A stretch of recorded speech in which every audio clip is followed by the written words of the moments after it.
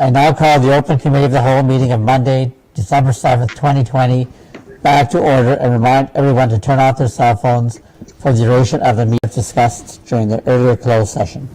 Thank you.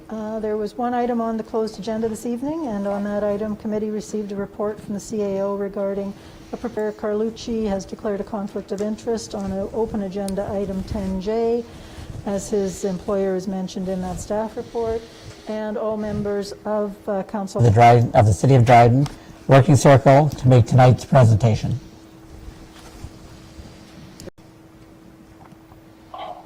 No, Patty's going to put up the presentation. Okay.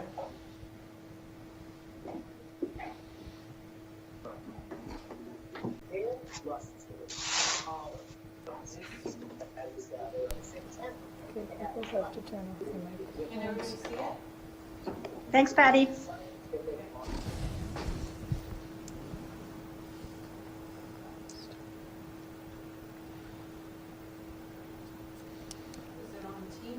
No, it's on PowerPoint. should be on the PowerPoint. There you go.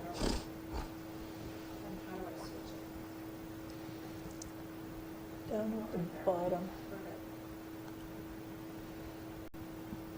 No, we can't.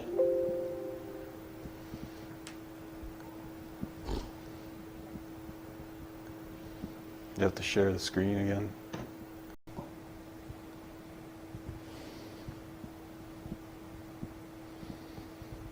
Fortunate to have a number of Working Circle members with us online this evening, and I would like to indicate to you again, and I know you've had this in a number of reports, who sits around our circle.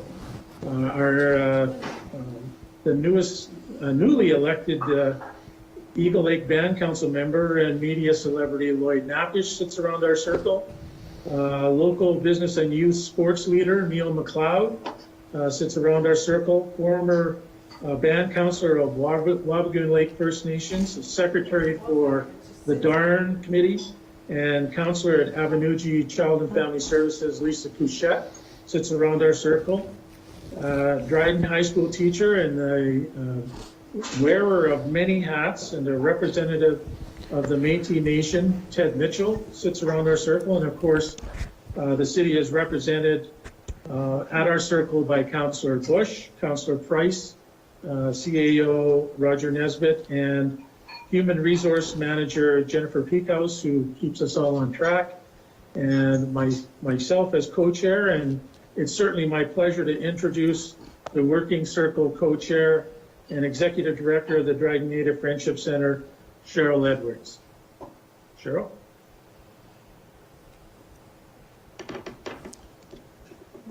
Go ahead, Cheryl, if you can. We're just having some technical difficulties with the presentation. Did you want to say something, Cheryl? Yes. Yes, bonjour. My name is Cheryl Edwards. I'm very honored to be here this evening, and again extend my greetings to the mayor, and all the council members, as well as the Working Circle. One of the things that we have been doing with the Working Circle is focusing on many issues to be able to have some harmony within Dryden, to bring these issues to assist in developing these relationships with Dryden. One of the things that we have been working on is the land acknowledgement, and I would like to do the land acknowledgement as part of our introduction right now, if that's okay. We are on the traditional territory of Treaty 3. I'm sorry, I'm thinking in Ojibwe, but I'm translating in English. Also, that we share this land with the Anishinaabe of Treaty 3 and the Métis people. This territory that we occupy was once referred to as Hautevon, which is now called Dryden.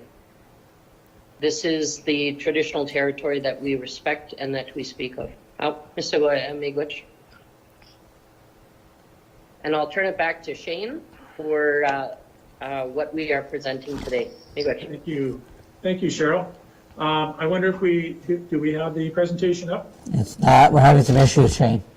Okay, well, I would like to Okay, Sean. go through the recommendation while we're waiting for the PowerPoint, but the recommendation is that the City of Dryden adopt a traditional land acknowledgement statement to be read at the beginning of each meeting of council and the committee of the whole.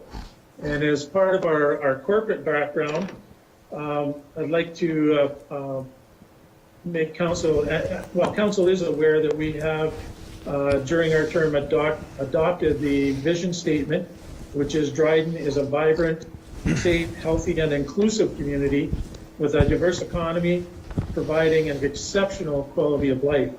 And this statement is entrenched in our current Yeah, if you have strategic, it. which includes many goals and priorities, such as our commitment to foster positive relationships with Indigenous peoples and neighboring First Nations communities. And so with this in mind, Council has had the wisdom to create the working circle, whose mandate it is to identify issues important to Dryden's Indigenous community, recommend actions the city can take to improve the experience of Indigenous people, and propose ways the community can bring together Indigenous and non-Indigenous residents. So I'd just like to turn things over to Cheryl to talk about the background.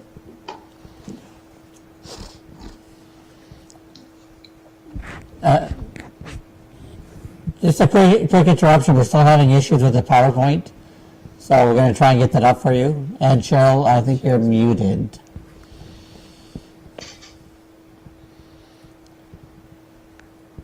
There we All go. right. Okay.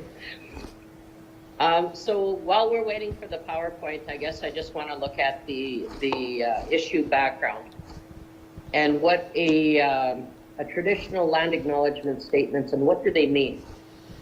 Traditional land acknowledgement statements are increasingly being used in Canada by governments, schools, post-secondary institutions, non-governmental organizations, and other civil institutions as a practice of reconciliation. This reconciliation is aimed at recognizing the traditional or treaty territories of Indigenous people. The statements are typically made at the introduction of meetings, gatherings, events, or presentations. Some are featured on organizational websites or event description pages. They are commonly modeled after Indigenous protocols.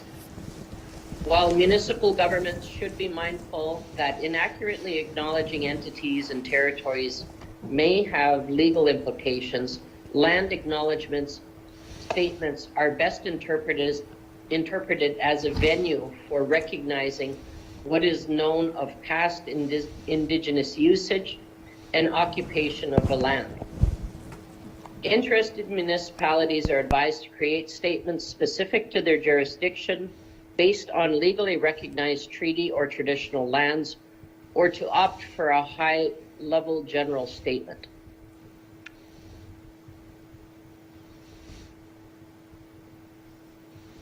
Some of the findings, again, this is where the PowerPoint would be useful. Yeah, I'm not sure where we're at with that. Can we just carry on? Just carry on. Just carry on if you can. Okay. Many of the gatherings in this treaty area begin with a land acknowledgement, with an opening statement or a prayer in general. This type of acknowledgement is also stated when traveling outside of our regions to show respect to another region. For example, if I was to travel to Southern Ontario, I would acknowledge if I was on the traditional territory of the Haudenosaunee or Mohawk, and acknowledging that before I would start business. As many are aware, if you have ever attended a Treaty 3 meeting with the chiefs, that is one of the first protocols that they do address. And it is mentioned in the language, and it's quite lengthy in Ojibwe. However, we have some suggestions later in our presentation for versions that would be acceptable, I believe, as well as meeting those protocols. Shane, I'll turn it over to you for discussion. Sure. Thank you, Cheryl. And just under discussion, I believe that there is a clerk's report later in the agenda that explains where the changes to council procedures would be made, as indicated on the slide, if you could see it. But if accepted, we would be very pleased to see this policy be extended to the various boards and committees under the city's umbrella and public events hosted by the city. And as I understand from previous conversations, the CAO, Mr. Nesbitt, may be able to achieve that extension of the land acknowledgement through directives to staff where it is appropriate. So back to Cheryl. Can you see the presentation now? Yes. Okay. So I think we're on slide 8, if I'm not mistaken.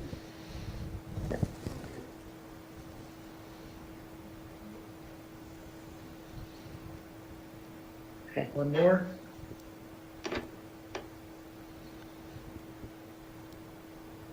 One more? One more slide where Yeah, we're looking at one more slide. This is in regard to the agenda package tonight. So providing providing a land acknowledgement at the beginning of each an event or a meeting gives time for reflection and demonstrates recognition of Indigenous traditional lands. Also the treaties and the people.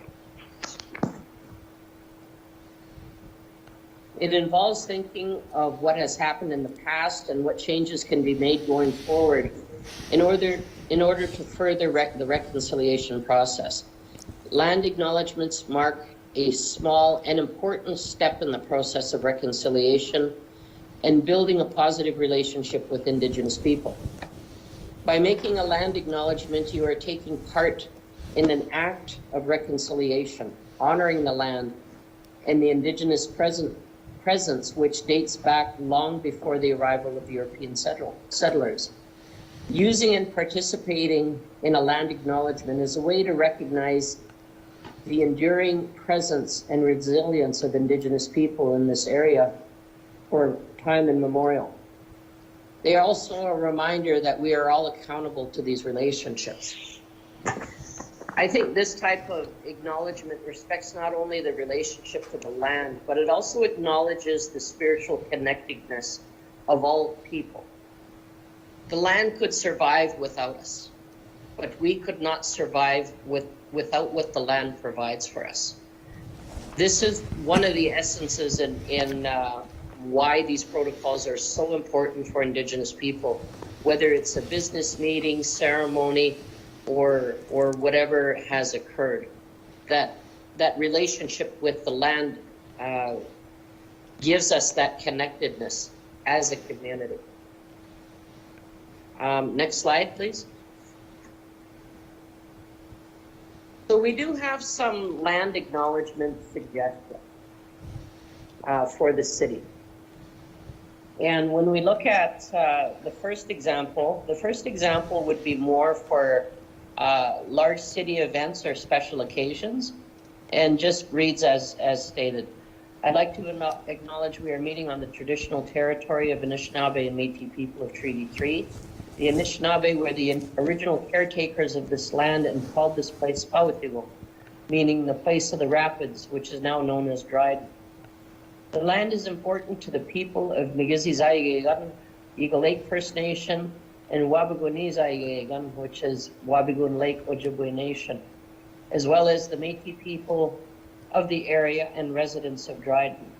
So that would be an example, just a suggestion of for more formal events or larger city events. Normal everyday city business, I guess. So a typical land acknowledgement. I, the city of Dryden, would like to begin by acknowledging with respect that we are in Treaty 3 territory and the land on which we have gathered in the traditional territory of the Anishinaabe and Métis people. So again, the working circle has put forth these two examples of land acknowledgements. One is a longer version, one is more common. Again, these suggestions encompass the meaning of land acknowledgements in general.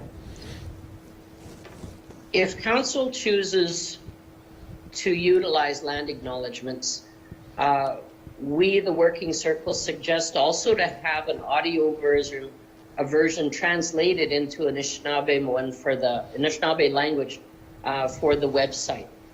And I've already been working on both forms of the land acknowledgement in the Ojibwe language. Shane? Thank you, Cheryl. So if we would go to the next slide, please. Just in regards to the timeline that the working circle had set for itself to make this presentation tonight, and we understand that council will be thinking about this and voting on it on the 14th of December, I believe. If it's an acceptable change to the policy. Our recommendation is that it begins the 1st of January 2021. I guess because we could all use a better year ahead, and this acknowledgement could go far in making our future and the next year better for our community. The next slide, please. Something that's always important to council, especially at budget time, financial implications, and unless something unusual happens, we can find no financial implications. So with that, I want to thank you for listening. And before we entertain questions, I'll turn it back over to Cheryl. Yeah. So I guess in terms of thank you for listening, in Ojibwe language, we would say miigwech bizindawi ignongum hamsa. We're going to ask council to memorize that and give it back to us at a later date. So, thank you very much. Questions? Thank you for the presentation. Anybody have questions?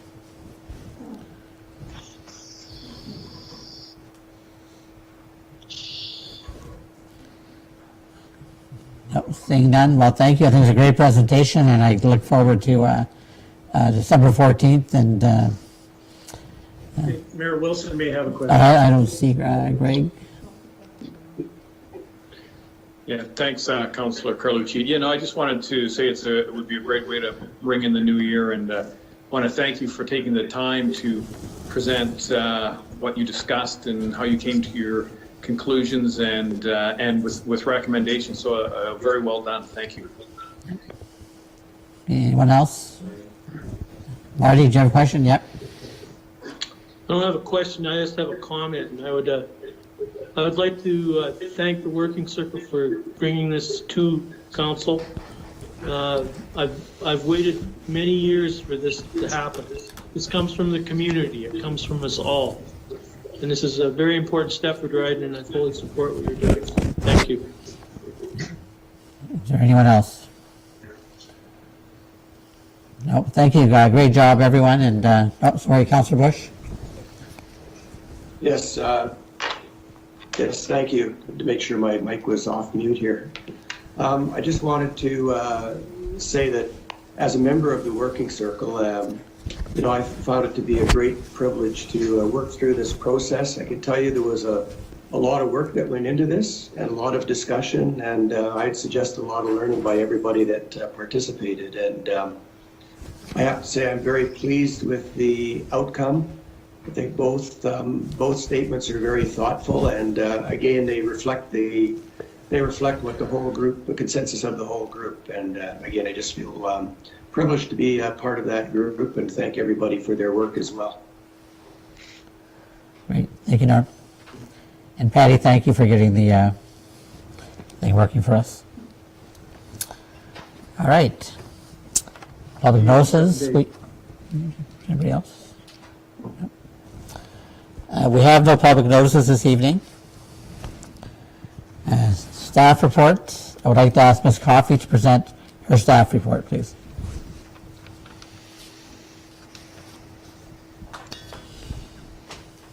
Hi, everyone. I'm showing my face today because my toddler's preoccupied upstairs with the rest of our family, so hopefully it's just us.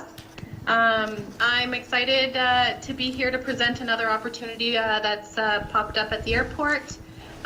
So my recommendation is that Council enters into a lease agreement between the Corporation of the City of Dryden and Clerk's Enterprises for the purpose of leasing airport terminal office and industrial space, a small parcel of land, aircraft parking, and then some additional fees associated with flight at the airport.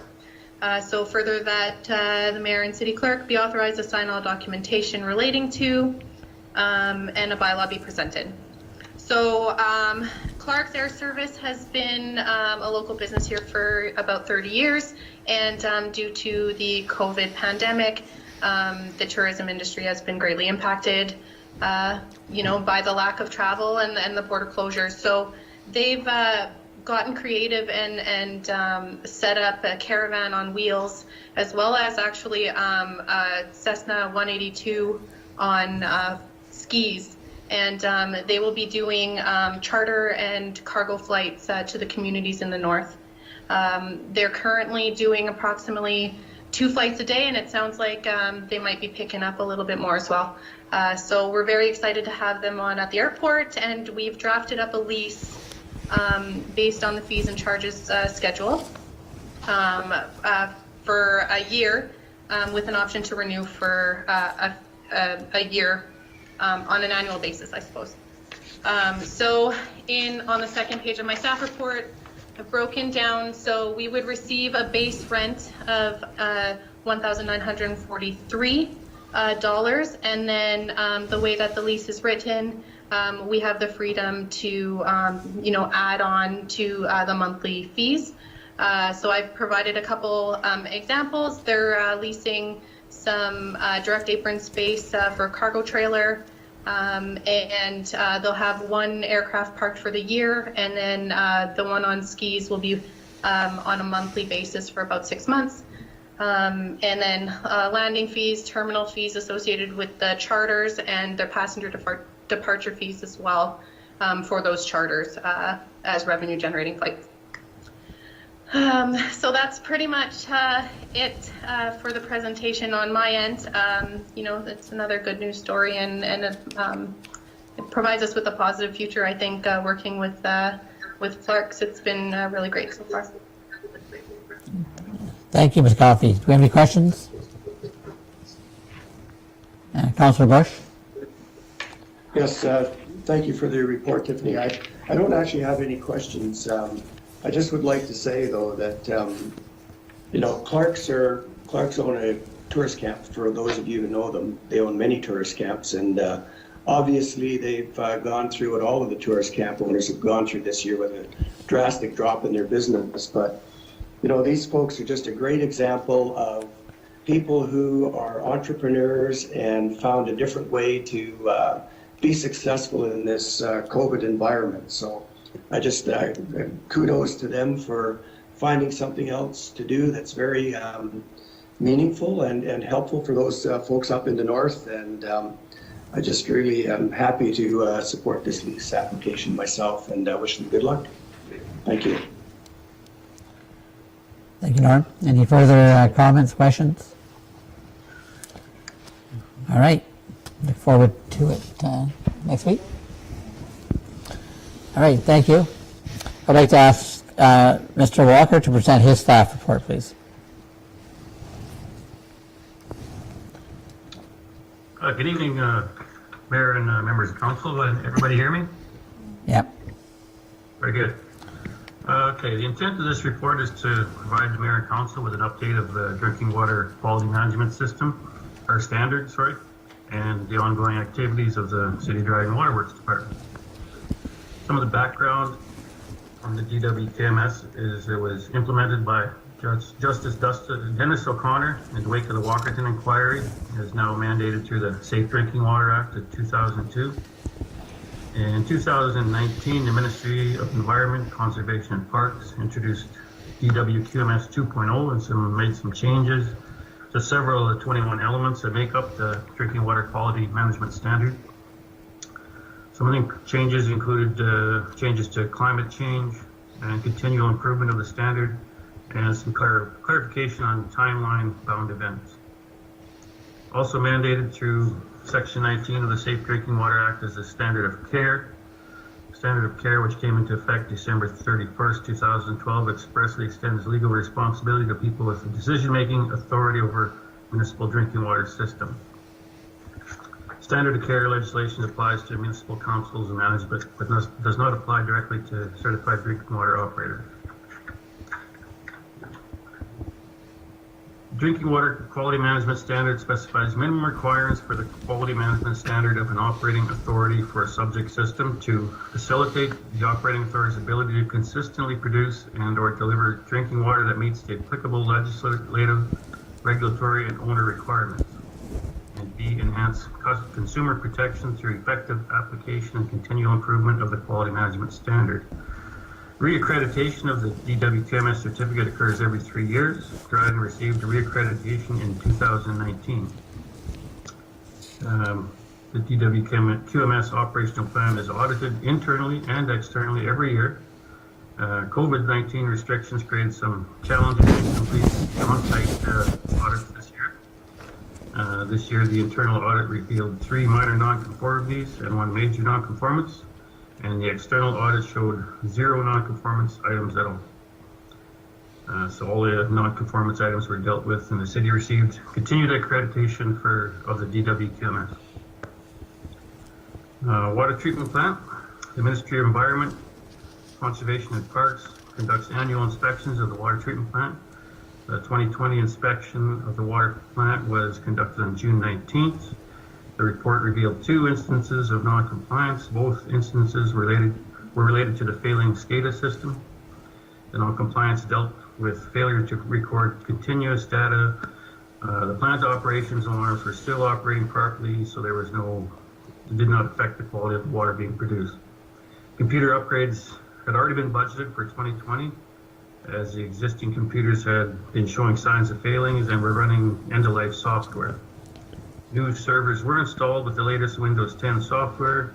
Again, COVID restrictions hindered the installation timelines, but it was completed by September 2020. All ministry non-compliance were satisfied on completion. Late in 2019, we made some upgrades to the solid contact units at the water treatment plant. Some new lining was installed on the floors, and the metal components of the impellers and mixers were sandblasted and coated with a new lining. The lining helps protect the concrete floor, provide a smoother surface for sludge removal, and the lining also protects the metal components from rusting. The lining is expected to extend the life of the tanks by 25 years. A capital project to replace the furnace at the water treatment plant has also been scheduled for 2020. HVAC replacement was a recommendation of the facility condition report that was completed in 2017. The project is to be completed in early December. They've started on it already. There's been some holdup with the actual furnace, but we're working on getting that still installed this year. The wastewater treatment plant. In the 2020 capital budget, the wastewater treatment plant purchased a new flushing water pump. A new pump was installed. The old pump was rebuilt and kept as a spare. Flushing water pumps are an integral part of the sewage plant, as they provide semi-treated wastewater to many different areas of the process throughout the plant, including heating, cooling, and cleaning, and also for sludge production. As part of the same project as the water treatment plant, a SCADA system upgrade is being completed at the wastewater treatment plant, as it was using the same Windows 7 operating system. Lift stations. The automatic transfer switch for the backup generator at the Wabagoon Drive lift station failed this summer. The failure was due to a broken breaker switch. Some new breaker parts took some time to locate and get changed out.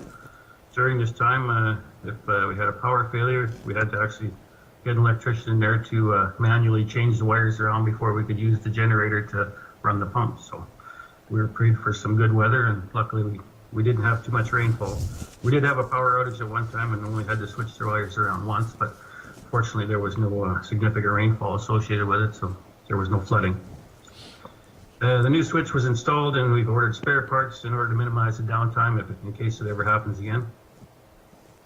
The water distribution and collection system. The distribution system has had 19 water main breaks to date this year. It's an increase of 137% in water main breaks over last year. The most significant break occurred almost directly under Swanson Creek. Distribution crews were unable to repair the leak. Fortunately, that section of the water main was able to be isolated until a solution was found. And after consulting with Public Works, CAO, Treasurer, it was decided to directional bore a new section of line underneath the Swanson Creek and connect it up to the existing main. MacKinnon Contracting, who was already in town completing the Van Horn project, gave us the best price, and they did all the work, everything right back down to chlorinating the pipe and pressure testing and hooking it all up. So that was a good job. The new section of water main was also upgraded from DR 13.5 to a DR 11, which has a higher operating pressure of 200 psi. The Van Horn project also saw some significant work on the water and wastewater systems. An old 100 millimeter line that ran through 7 private properties was upsized to a 150 mil, and it was relocated to the back lane in order to mitigate any damage to the private property in case of a water break. That line was also from 1927. A new hydrant was added along with the replacement or new installations of multiple water main valves. Some sections of sanitary sewer were also replaced. Excuse me. A number of water and sewer services were upgraded and replaced. Another capital project saw replacement of a 70-meter section of sewer main on 2nd Street. Failing condition of the sewer main was identified through the 2019 CCTV project, and the work was completed with our own forces. Manhole lining was completed this year after unsuccessfully having a contractor come in last year. The city was able to bring in Top Shot this year, and they did some relining and benching on some 20 sanitary manholes. Sanitary sewer CCTV project saw various sections of the city sewer main and manholes cleaned and inspected. Cambrian Back was able to clean and inspect approximately 3,500 meters of sanitary sewer and 60 manholes with CCTV video provided back to the city. The video is currently under review, and some of the problem areas have already been identified and repaired. And that's all I have. Thank you, Dean. Any questions or comments for Dean?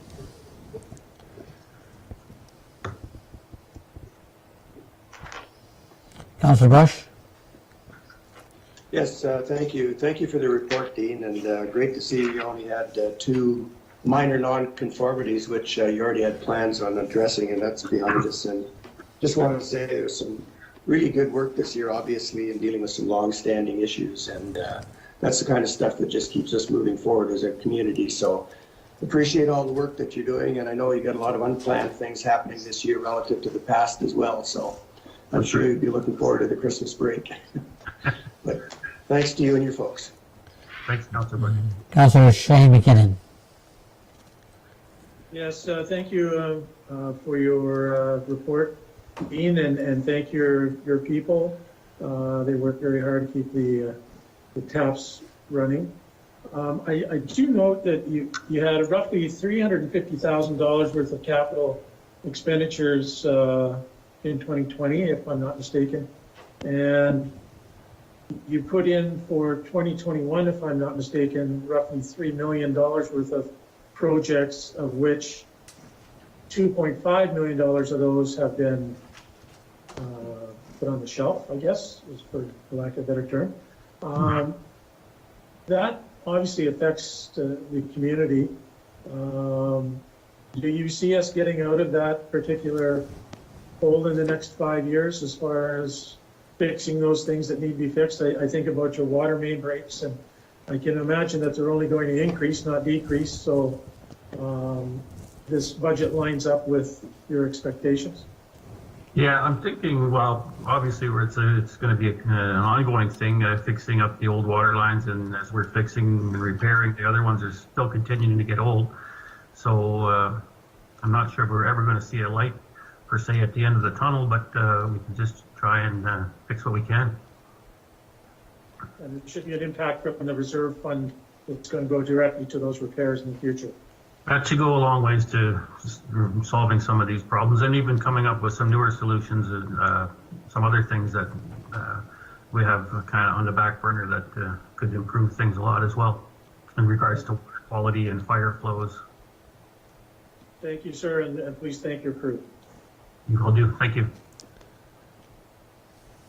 Great. Any other further comments, questions? Okay, Dean, thank you for your report. It's always a pleasure looking forward to what you have to say for this. So good job. Thank you. Very good. Thank you. Have a good night. I would like to ask Mr. Blanchet to present his staff report, please. Good evening, all. Thank you for your time.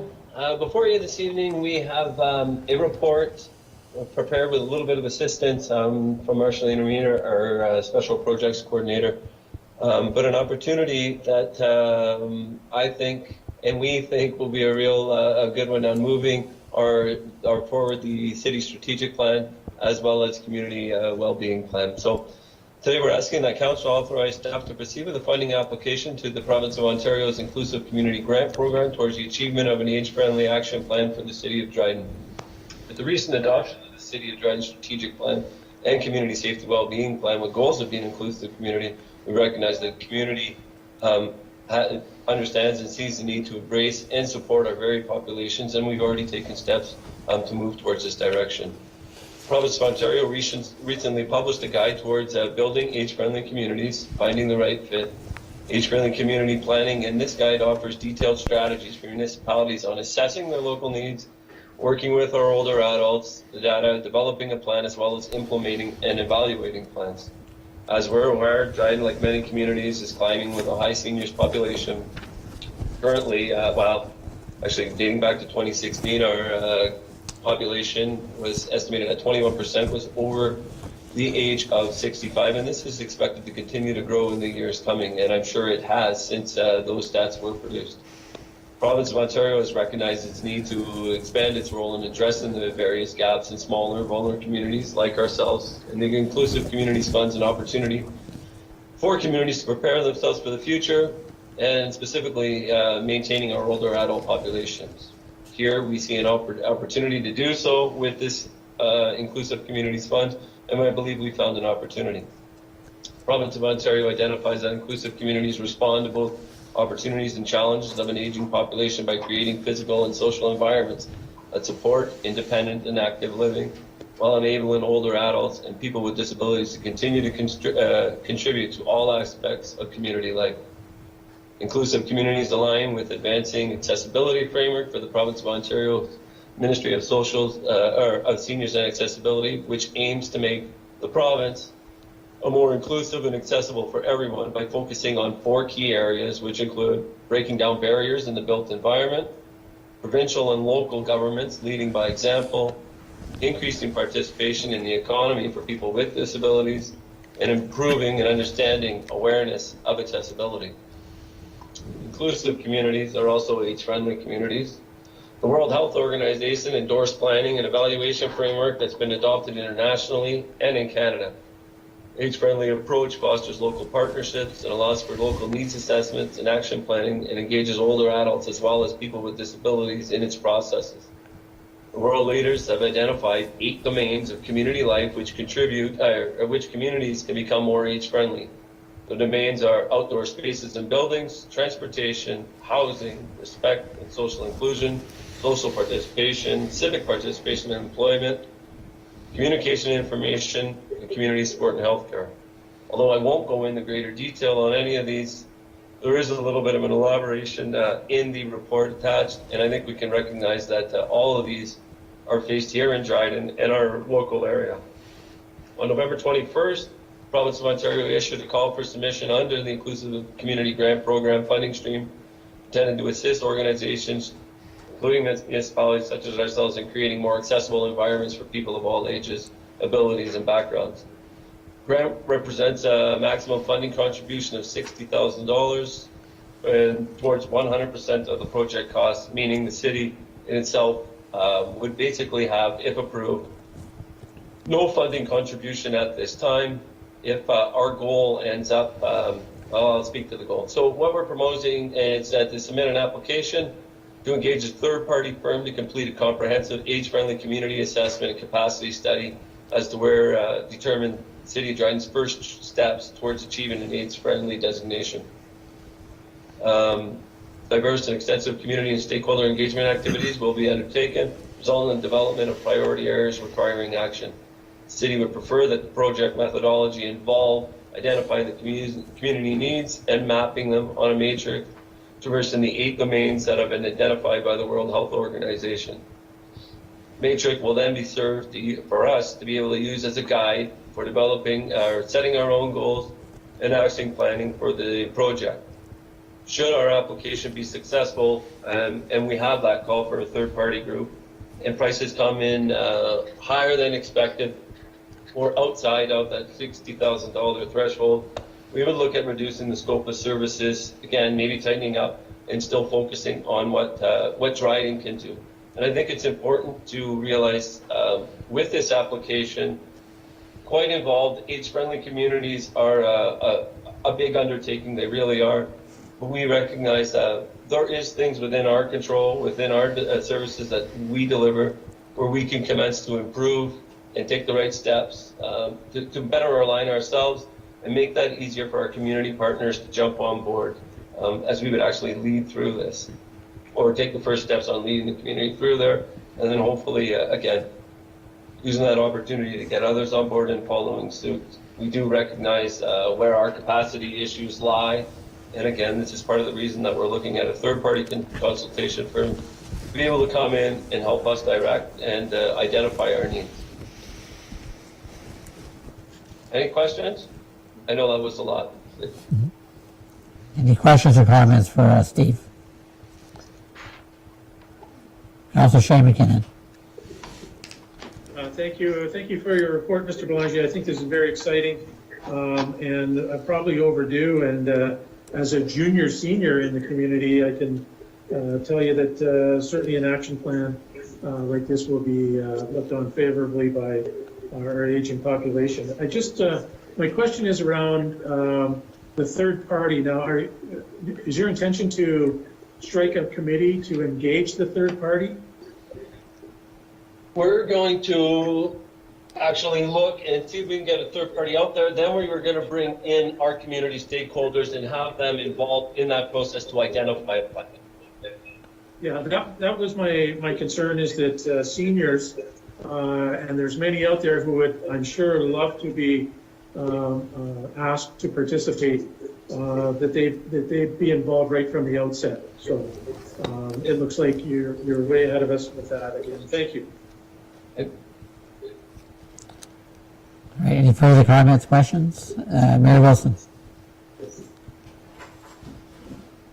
Thanks, Councillor Carlucci. Yeah, Steve, it's more of a comment than anything, an observation I've had since 2015. I've had a number of citizens, both retired and working, who they've got good skill sets, they've got experience, and they've offered to volunteer, helping the city accomplish strategies and goals, community goals. But it seems that the problem is that in this age of litigation and liability fears, that government generally has to turn down these offers, and just because of those fears. And I would love to see us find ways to be able to harness the energies and the experience and the wisdom of citizens, because I know that they're out there and they've got abilities and they would make a difference for our community.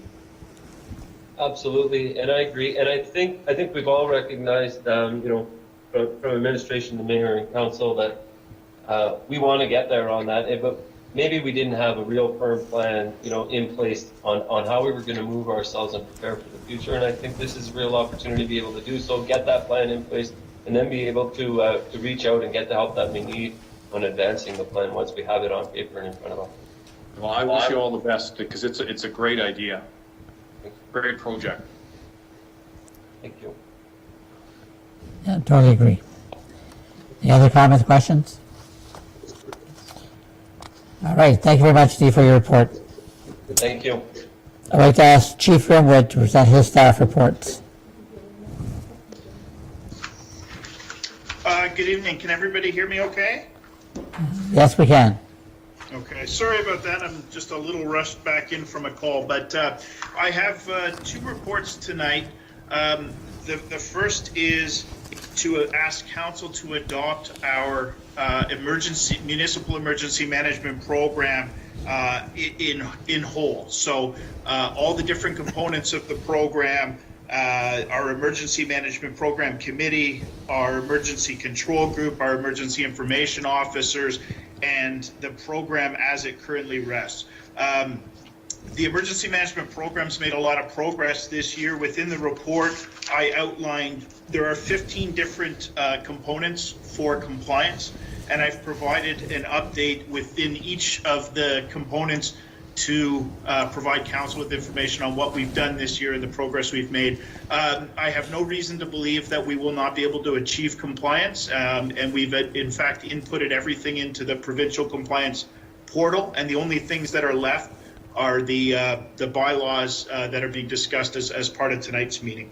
So that's the first report. The second report, it's similar. It is to adopt a new emergency plan. So although the emergency plan is part of the overall program, because we totally rewrote the plan this year, I wanted council to adopt it specifically through bylaw as a standalone report. So for the emergency plan, what we did this year is we separated from the airport, and I realized just last year we had merged the emergency plan with the airports, but ultimately myself and the airport manager, through much consultation, decided that principally both documents are quite different, and it would be better to have them separate, as the airport's plan is far more operational because it deals just with one facility, whereas the municipality's plan is much broader as it deals with dozens of hypothetical emergencies. So we rewrote the emergency plan and we utilized it through some emergency management training and emergency exercises this fall. We distributed it to all the stakeholders for review and comment and revision, and then we exercised using the plan, and the feedback we got was that the plan was generally user-friendly and worked very effective within the exercise. So those are my two reports tonight. I'm happy to take any questions. Any comments, questions for Chief Grimwood?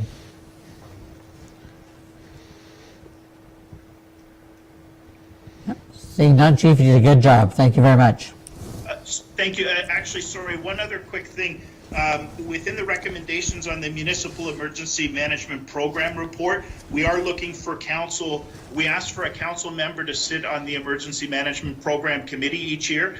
Councillor McKay sat on the committee last year. We are looking for council to either reappoint Councillor McKay or appoint another councillor to participate in that committee in 2021.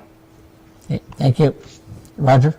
Through the chair, just to add to that, and I think I shared this with council already, but the meetings are quarterly, unless we call any ad hoc meetings, and the meetings do occur during the day, so we do need availability during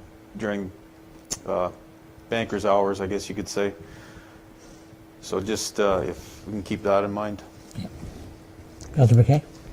Mr. Chair, I think the chief is being very generous in the comment that I was involved. Unfortunately, I was AWOL. Thanks for that, chief. We'll work on councillors, so think of who can help out, and we'll get back to you, Chief Grimwood, once we get an appointee. Councillor Martin MacKinnon?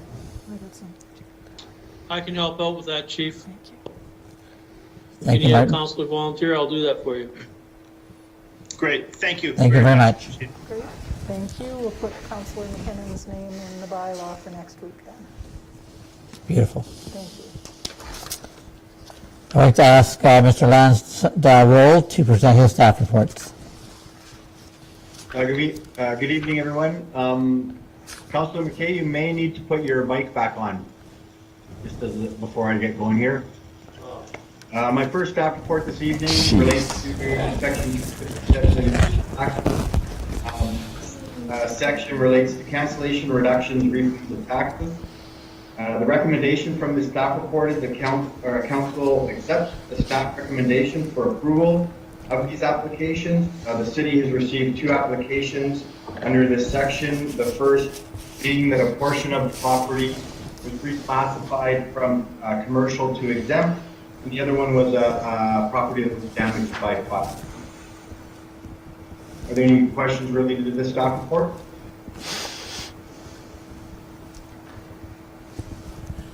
No, not seeing any, Steve. Okay, I'll go right into my next staff report. My next staff report relates to the 2021 operating capital budget. The recommendation is that council receives as information a revised draft 2021 operating budget and capital plan for discussion and review purposes, with 2 operating budget options for council to consider, and council provide direction on what option they want staff to proceed with. So the difference, there's only really a subtle difference between the 2 options presented this evening. The first being that at the rec center, the pool and fitness center weekend hours of operations would be reduced to 4 hours from 24 hours, and maintenance for all rec center facilities would be reduced to the minimum essential maintenance activity. That would result in a $97,000 draw from the city's general operating reserve to balance our operating budget for 2021. The second option has a more minimized impact at the pool and fitness center, and the weekend hours of operations would be reduced to 12 hours from the 24, so the facility would be open 6 hours Saturday and 6 hours on Sunday. And the maintenance activities in the rec facilities would be as per originally proposed in the draft 2021 budget. This would result in approximately $150,000 draw from the city's general operating reserve to balance our operating budget. Again, I'm going to highlight that the draft budget, both options, do not include any provisions for a police transition to OBP. Nor do they include any change in the large industrial tax ratio, proposed library service level increase, or any budget associated with the cost of developing a trails, pathway, bridges feasibility study, or design and engineering work related to tennis and pickleball court development. So I'll open it up to discussion or questions at this time. Any questions, comments? Councillor Shane McKinnon. Thank you, Mr. Chair. I appreciate your report. I do have a question that doesn't really relate to choosing an option, but rather the content of the budget. And I'm curious about the $200,000 in the municipal accommodation tax revenue that is destined for the waterfront development reserve fund. I don't recall, correct me if I'm wrong, having any discussion on or a resolution on sending $200,000 to that particular reserve fund. And I see there's a number of capital items that some of that MAP revenue could go to, and in particular, I'm looking at the arena sliding door and pool accessible change room, things like that, things that people who come to our community who have to pay the MAP tax would likely look at and say, well, it's improving the community. Not that the waterfront development reserve fund will not do that, it just seems to be the entire projected amount of the MAP tax, if I'm not mistaken. It's a great question, Councillor McKinnon, and I guess the response to that would be that there was no council resolution towards this. It's being proposed in the 2021 operating budget, and this is the forum for council to have that discussion about whether or not this is the direction that they want to take. I will say that when we created the Waterfront Development Reserve Fund, it was identified that municipal accommodation tax would be the source of revenues that would go to populate that reserve fund, and also that there's a strategic priority the council approved in the latest draft plan of waterfront development. With that said, I am fully open to council's wishes and desires on how they would like to proceed, and if they would like to make a change or recommend an amendment to this proposed draft budget. So really the floor is yours. Roger? Through the chair, and just to maybe complicate things further, there was a proposal that is not included in this draft budget so far that would see us looking at conducting a feasibility study for waterfront trail development, should council wish to do that in 2021, and that would come out of the Waterfront Development Reserve Fund. So you might want to include that in any discussions around this as well. Councillor Shane MacKinnon. Thank you, Mr. Chair. And I recall having discussions about the MAT tax, and certainly not any binding discussions, but I believe I brought to the table the prospect of using a portion of the MAT tax to keep the doors open to the youth center by way of wages for the supervisor or whatever we have to do. And that kind of seems to be lost in the shuffle here. And I know, I don't know what the timeline is for passing this budget, but certainly would it be an idea to commit this MAT tax to a debate in council on what it can be used for, including water. I'd rather see waterfront development, a portion of that go to waterfront development before we started socking away money for the actual development itself. So I just throw that out there, that 200,000 out of money that we really could use in a lot of different places seems to be excessive. Roger? Through the chair, just a comment on Councillor Shane MacKinnon's question, I guess, regarding the youth center. The city has allocated its portion of funds for the youth center coordinator or facilitator position. As far as I know, KDSB is moving forward with that position and moving forward with opening the youth center doors as soon as it's safe to allow in our COVID-19 situation. So I think that initiative is moving forward, Councillor MacKinnon. So through the chair, this really truly is the opportunity. So staff have put forward to council for discussion and review a proposed budget. This is not the finalized budget. And if any member of council wishes to propose an amendment to what we have put forth this evening, this is the forum and this is the opportunity to have those discussions. So this budget is not approved, and that allocation to the Waterfront Development Reserve Fund has not been approved. Councillor Bush. Yeah. Yes, thank you. Through the chair. Our treasurer is right, the budget isn't approved, so everything's still on the table. But having said that, there's a lot of work getting to where we got to. And these items, Mr. Count,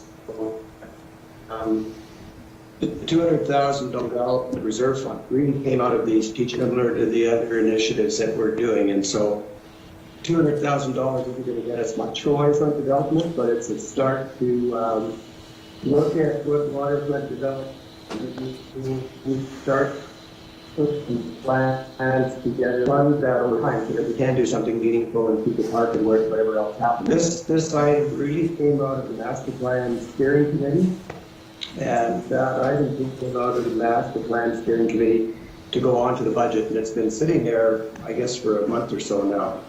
That's where this item came from. Master plan steering committee and the strategic planning for the city. There's lots of competing projects, et cetera, for the budget, but out of the master plan steering committee, we felt we could have a place marker that at least got us start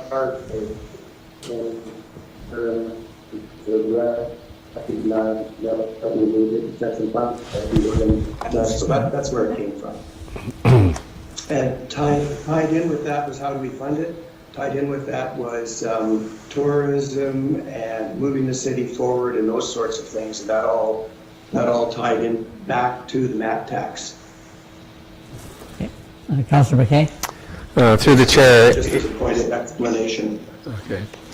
I recuse myself in all these discussions when in relation to the MAT tax. But Stephen, I guess it's a question for you. The idea of this is the city's portion is it mandated that it be used to promote tourism in our town and city? No. So the mandate for promoting tourism in our city is at the chamber level with our agreement that we have with the chamber. So 50% of the revenues that are generated through this tax go to the chamber, and that is their mandate. The city can really utilize our 50% as we see fit. But again, as per our strategic plan, there's two items. One is waterfront development, and the other is increasing our reserves. So by us allocating whatever we get, like our 50% to this waterfront development, we're really hitting on two items in our strategy. But again, I think that if you look at water development, if we do a good job in using those funds for waterfront development, it should technically increase tourism opportunities in our community or bringing other people to the community as well. Okay, thank you. Councillor Shane McKinnon. You're muted. You're muted? You're muted. Sometimes that's the best way I talk. So if we are looking for someone to make a proposal to change this, I'm certainly like to step up and say that I think we should be putting a portion of this $200,000 towards the two items that I see on the capital budget being arena sliding door and pool accessible change room. This way we're taking money that possibly was used by sports teams or people attending our facilities and returning it back into the facility itself. So I just throw that out there for council's consideration. So before you have that discussion, Councillor Shane MacKinnon, those are really great items, and I would, in any other situation, I probably would fully support you. But those actually are net neutral. They're where we have external sources of funds. One being federal gas tax funds for utilizing for those projects. So if you have other projects that actually have an impact to like utilizing taxation or city reserve funds, then it would be better to identify those projects. Well, I wonder if if council could take some time to do that, but I certainly would like to give it a good once over. And I think we can utilize that money for the benefit of the community now.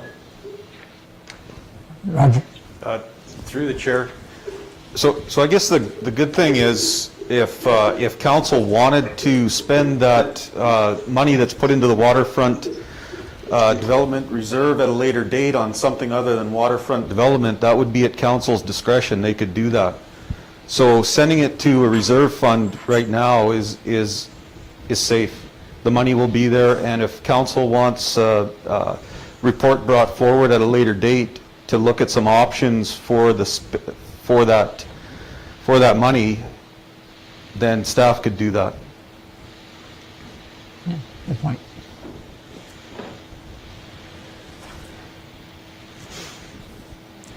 James, is that a hand up or is that a thumbs up? Okay. Councillor Bush. I just have to make this comment, I guess, that we have been, as a city, focused on fixing things, affecting debt, and doing all of those things just to sustain ourselves with moving in a meaningful way. But I guess when I visit many other communities that have waterfronts, be it on the ocean, be it on lakes, everybody seems to be doing something that really makes their community stand out. And when you go to the communities, you're left with an impression about the community based on what they've done with their waterfront. You know, go to Thunder Bay, just pick a place, go to Kenora. There's hundreds and hundreds and thousands of them out there. And here we have this tremendous, valuable resource that's extremely underutilized and I think as a council, we probably need to sit back and think about what it is that we can do to improve the experience of our own citizens and to create an environment that's much more in line with what we see in other communities where they've really taken advantage of their waterfront and created something really special. We'll always have more to fix than we can possibly fix. That's why everybody in the world has got an infrastructure deficit that they can't tackle on their own. But I think Dryden needs to stand up and move forward and do something with its waterfront to benefit all of our citizens. Because pick a community and we're way behind. We're way behind. And we shouldn't be. We've got as good a waterfront as anybody in the country. So that's just my 2 cents, but I'd be interested to hear from my colleagues on that as well.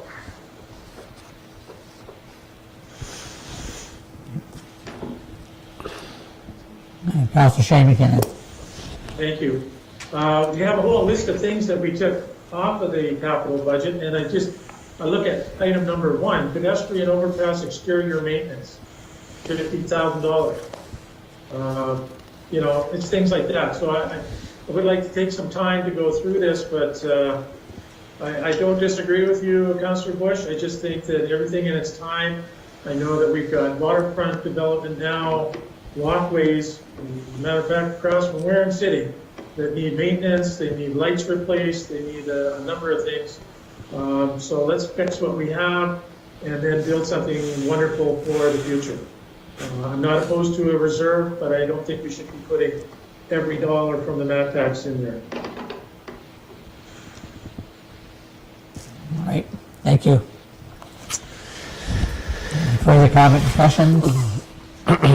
Let's see if this comes forward next week.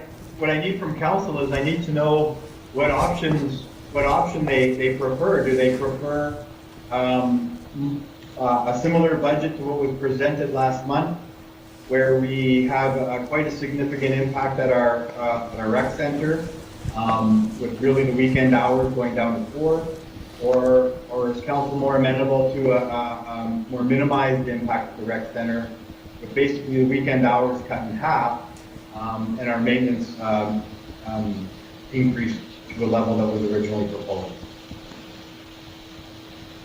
So really, we're talking about $53,000 of an increase in draw from the general election.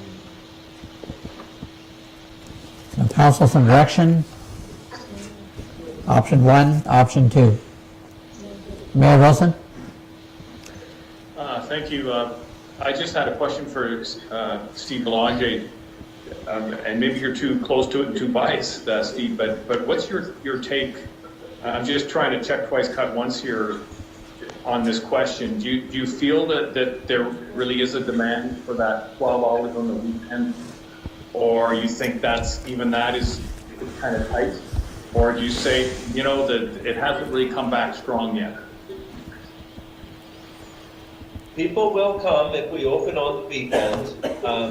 I just can't tell you to what degree of subsidization we're going to get when we open up.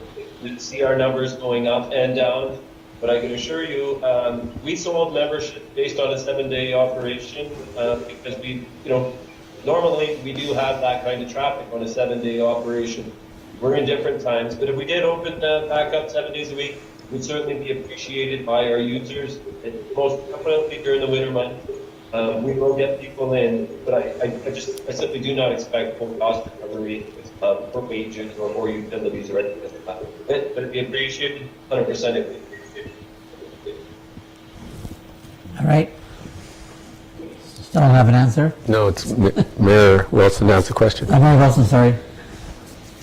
Thank you. Yeah. So Steve, you're right. I think when you're talking about memberships, you're talking about a level of trust between the organization and the people who signed up for it, and so that has some merit. I'm leaning towards number 2.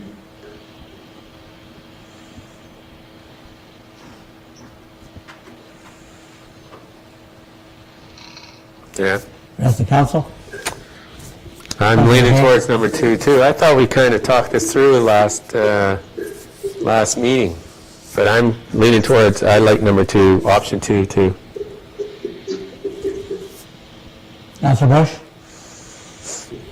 Yes, through the chair, I think I would support number 2 as well. It's been a long year. It's going to be a long winter. I forgot how long these nights were once we get into December, January, February, and with the surplus that we've got in 2020 that's going to go into 2021, I believe we have the funds to support that, so I would support number 2 as well. Right. Councillor Martin MacKinnon? I support option 2. Councillor Price? You're muted. Michelle, you're muted. There we go. Mute button. My husband likes it that way. Don't say anything. But I thought we did discuss this in our last meeting. And we did agree with option 2. Bring it back. It's in our last meeting, we presented a budget that was not balanced. And I presented options on how we could balance the budget, and the direction was that the council supported, the majority of council, if not all of council, supported the option of drawing from our general capital reserve, or separate general operating reserve, to balance our budget. In that discussion, though, we talked about the service level impacts at the rec facilities that were made in order to balance, or even to get us to the point where we had around $90,000 deficit. So staff were advised to bring towards to this meeting options for council to consider, not knowing exactly what the impact of adjusting the service levels of the rec center would be. Also recognizing that we do anticipate a significant operating surplus in 2020, that's approximately 225,000 of that operating surplus would go to this reserve that we would be drawing on. So I think council supported a draw up to that $255,000 or $240,000 level, and option 2 is well within that at $150,000. So I'm pleased that the majority, or everybody who spoke this evening, is leaning towards that option, because like Steve touched on, we have people who bought annual memberships or monthly memberships, and they made those purchases. It was a 7-day-a-week operation that they were purchasing. So it pleases me knowing that there's that of what our users purchase. So. Thank you, Steve. Yeah, I support option 2 as well, and I think our CEO Roger Nesbitt pointed out that waterfront development money goes into a reserve that someday down the road, if we have to look at it for something else, then I think that's a great option as well. So I'm also supportive of option 2. So Steve, I think you have your direction? Yeah, I think Councillor Shane MacKinnon has another. Oh, sorry, Shane. I can't see your hand up there. Shane? Any other questions or comments? I think Shane has a question. No, I just said, Mr. Chair, that I support option 2 as well. Okay, thank you. Any Shane. questions related to the capital plan? Councillor Bouquet? I just have one comment further to what Councillor Bush was speaking to, in the the reserve fund for the waterfront development being a positive for the citizens of Dryden. A few years ago we went to Duluth, and done an extensive amount of work on their waterfront, and I was talked to one of the business people there, and they said it was unbelievable, the response in bringing in tourists. It's phenomenal that how it spurred growth in restaurants and hotels and everything. And if you think about our waterfront, if we do, it is severely underdeveloped, and if we do develop something down the road, it's going to pull people off the highway and take them through our downtown and in further into our community, and with more, give people more of an ability to sell and provide them services when they get off the highway. So yeah, anyways, that's just a thought, Steve. Well, appreciate that. We're on the same page. Capital budget, any comments, questions? Looks great to me. Okay, thank you. All right, I'd like to ask Ms. Seiler to present her staff reports.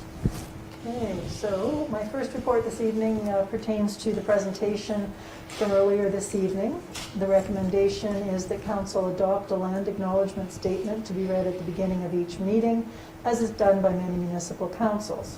If it's the will of Council, we'll bring forward a bylaw to amend Council's procedural bylaw to add such a statement on the agendas, and we'll bring that to the December 14th Council meeting.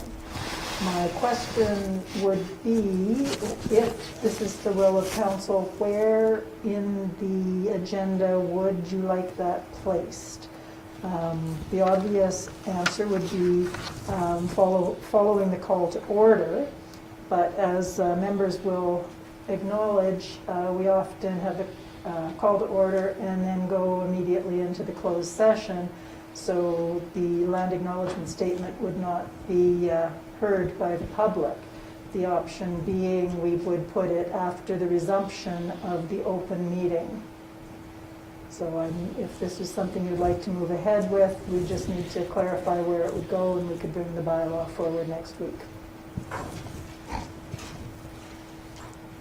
Questions, comments, Michelle? You're muted. There we go. There you go.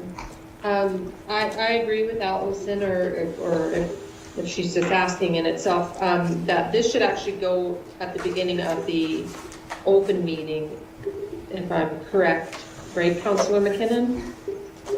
We would not want this at a closed meeting. This has more impact in the beginning of an open meeting. Yeah, I agree. So that's where it should be placed. Councillor Shane MacKinnon? Yes, that's where I think that out of respect, it goes in the open meeting so people can hear that. That was the intention. But I point out too that we have two options as we were presented, and one is for a ceremonial type event, and one is for, let's say, council meetings. So the second one, I don't know, Madam Clerk, if that's the one that you would put in your bylaw or somehow put them both in there, but distinguish them one from the other for those events. I think it's really optional, but I think the longer one really is due for a ceremonial event. Right, Councillor MacKinnon, that's, the shorter one would be the one that would be put in the procedural bylaw to be at regular committee of the whole, council meetings, that sort of thing. The other one, like you said, would be a more ceremonial statement. Councillor Bush? Yes, through the chair. So based on our previous discussion and the presentation by Councillor MacKinnon and Ms. Edwards, I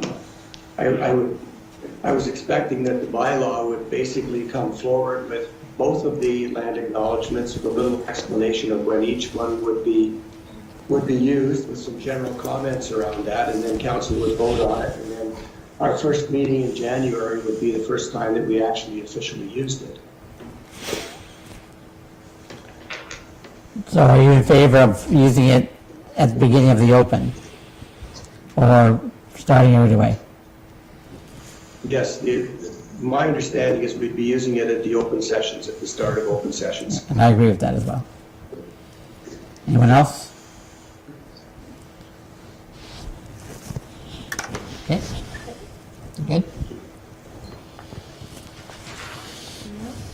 Okay, the second report is a report recommending council approve amending portions of Chapter 150, which is the parking and traffic portion of the city's municipal code, to allow for changes to on-street parking that are necessitated by the introduction of a new parking management system that will occur in 2021. In the agenda package, I've included the definitions, restricted parking information, as well as a table showing restricted parking in the downtown core that's currently in place, as well as proposed amendments to all of the above, as well as a map indicating the proposed restricted or free 2-hour parking map. If there are questions about this, staff will try to answer them. Any questions, comments for Allison?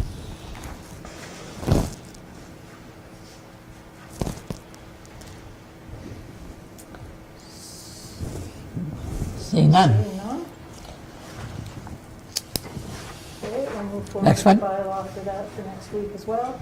And the last report recommends taking Chapter 154, parking, on municipal or private parking lots out of the municipal code and amending portions of it. Current version of the chapter and a draft bylaw have been attached to tonight's agenda package. Again, the introduction of the new parking management system makes these changes to parking lots necessary. If there are questions about this report, we'll try to answer those. Any questions, comments for Allison? And seeing none. Okay, thank you. Okay, we have no notices of motion this evening. Move on to announcements. I'll start at the top of the screen. I'll start with Councillor Price, please.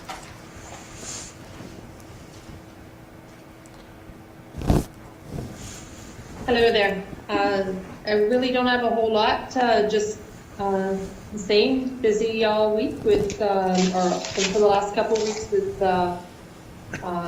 boards and committees that I do sit on. We had a successful Midnight Madness with the Chamber, and we spread it out over a 3-day weekend as opposed to a one night, and that helped control the crowds. And it seems feedback coming back is that the Chamber will probably do that again next year. Just busy with still continuing on with PACE with triple RF loans. So that's basically the financial support that the government's offering to businesses in need. And we're actually still dealing with some of those right now.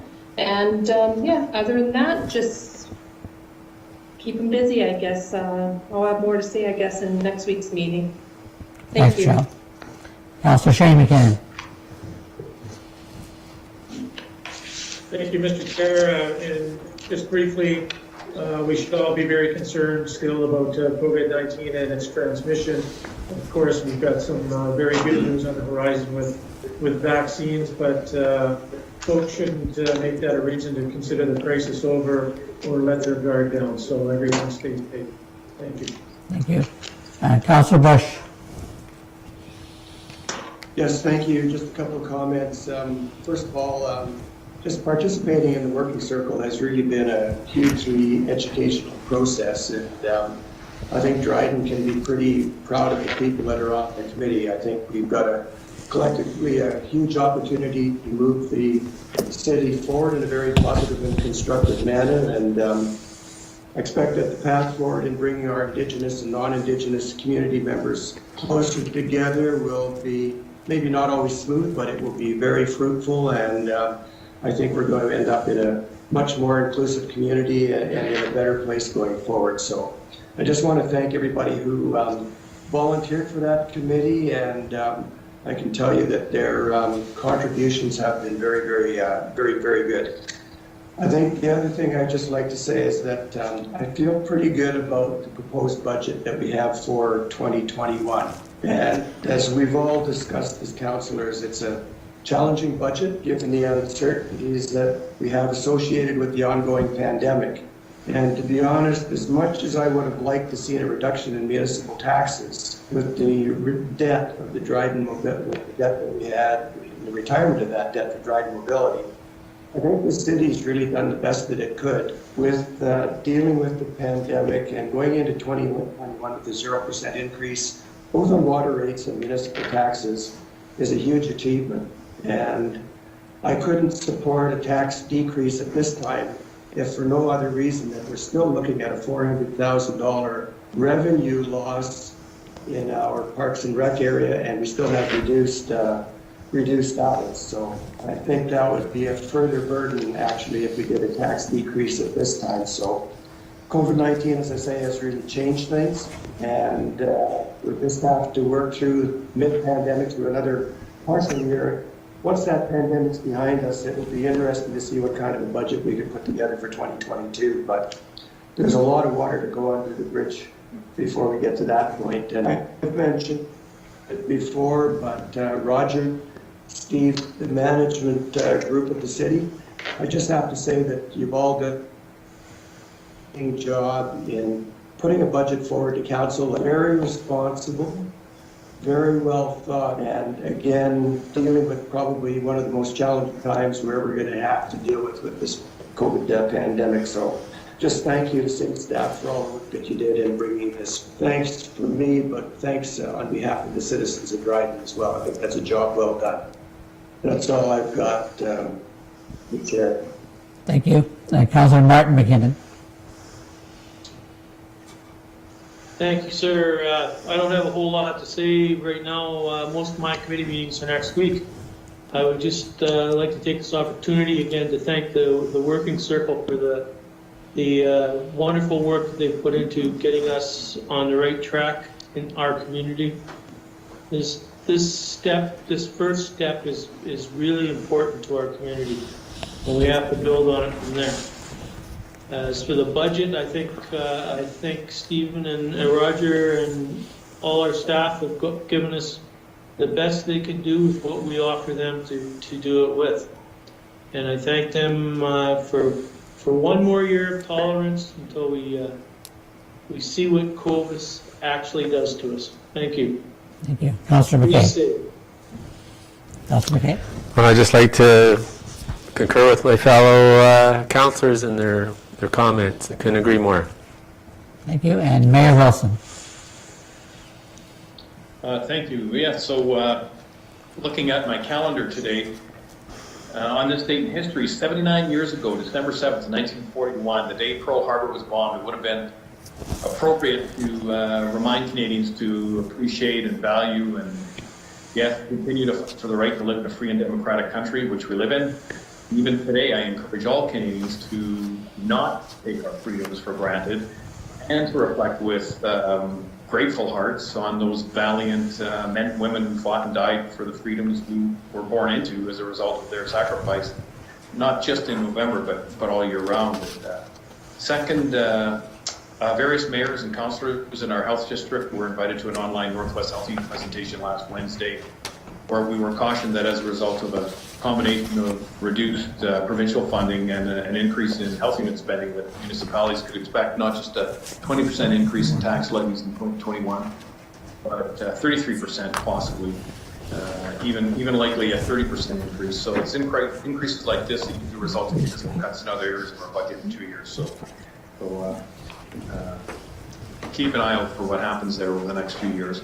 And thirdly, just about the land acknowledgement, you know, when you think about it, a land acknowledgement in Dryden is also an acknowledgement that we're all inhabitants of Treaty 3 land, with all parties bound by the rights and responsibilities found therein. And a treaty is a reflection of our collective obligations to both the land and each other. So I encourage all inhabitants to take time to learn more of our local and regional history by reading this particular treaty document. Thank you.